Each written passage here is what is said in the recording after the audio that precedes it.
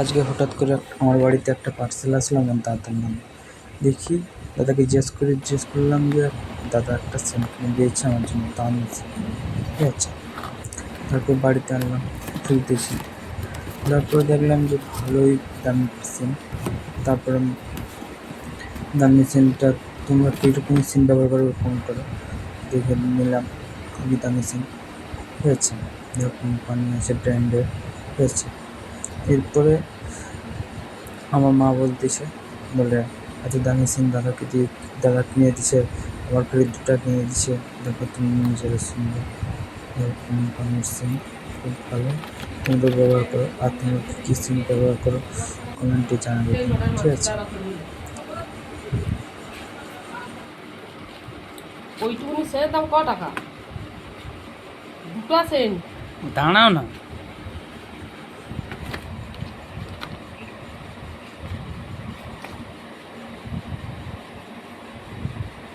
সেন্টটা তো পেয়েছি, হাতে নিয়ে দেখলাম ভালো, সবুজটা ভালো, নীলটা হালকা একটু তীব্র গন্ধ লাগছে, ঠিক আছে। তোমরা কী সেন্ট কমেন্ট করো, জানি এবং এই সেন্টটা দাদা তো ভালো কিনা তাও দিয়েছে। আমাকে জানাবে।